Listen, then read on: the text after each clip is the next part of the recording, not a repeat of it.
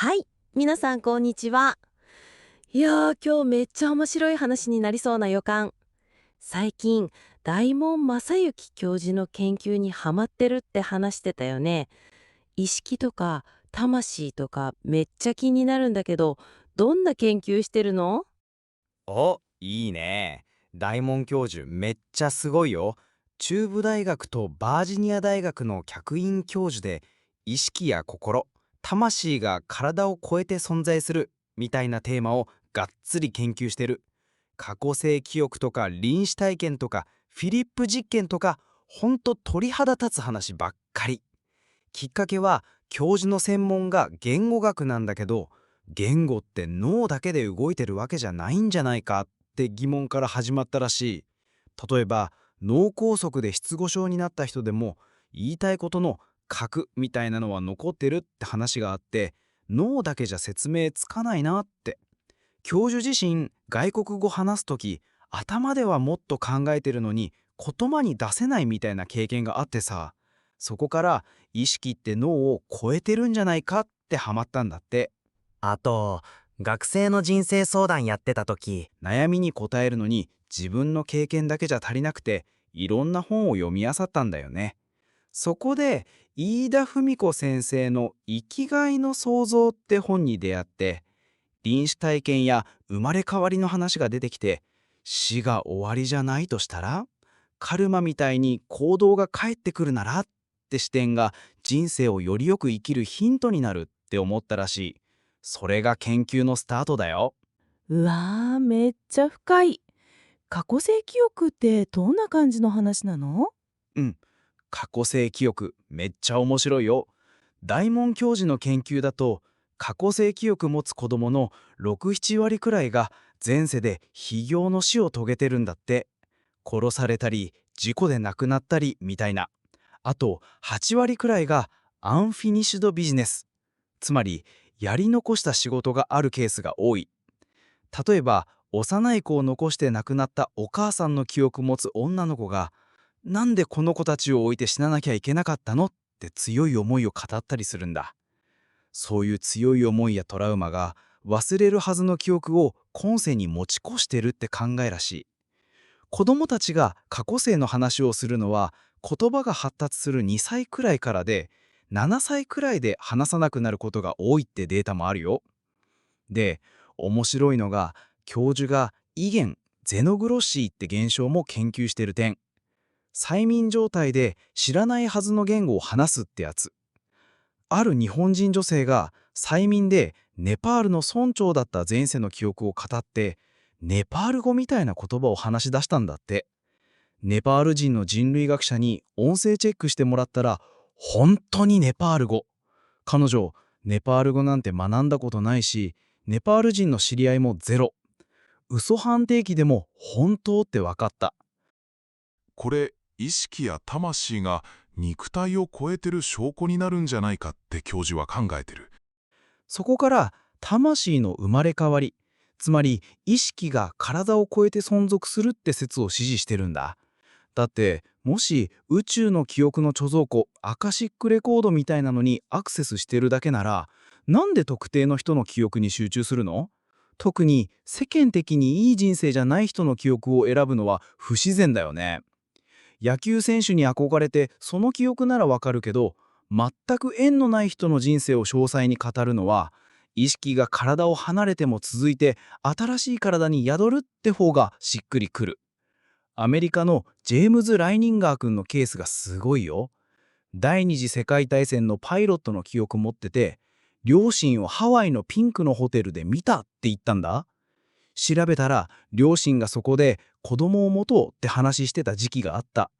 あと死後に3人の戦友に迎えられたって語って、その戦友の名前を人形につけたんだけど、調べたら本当にその戦友たちが先に亡くなってた。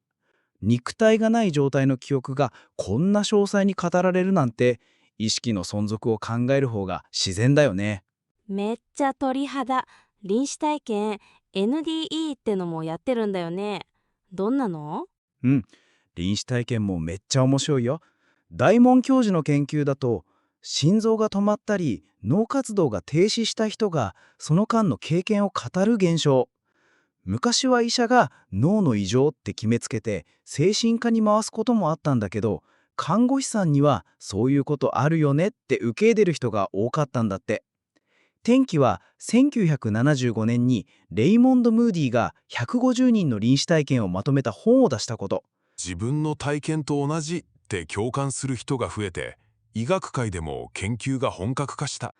例えばブルース・グレイソンって精神科医が、心臓停止から蘇生した患者が入院前に食べたスパゲティのソースがネクタイについてたって言い当てたことに衝撃受けて研究を始めた。心臓外科医のマイケル・セーボムの患者が手術中の体外離脱で素人じゃ知り得ない手術の詳細を語ったことに驚いて NDE のリアリティを認めた。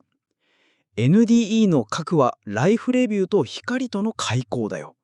ライフレビューってただ自分の人生を振り返るんじゃなくて、関わった人の視点からその出来事を再体験する。例えば人を傷つけた場面なら相手の痛みや感情を自分が感じる。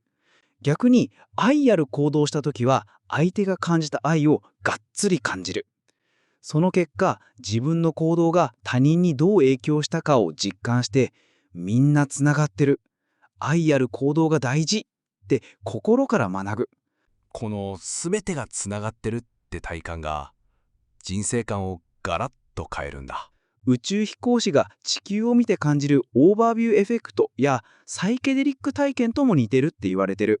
意識ってほんとすごいね。フィリップ実験ってのも聞いたことあるけど、それ何？フィリップ実験めっちゃユニークだよ。1972年にカナダのトロント心霊現象研究所がやった実験。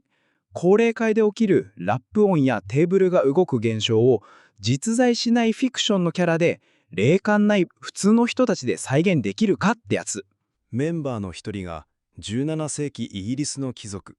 フィリップってキャラを詳細に作って、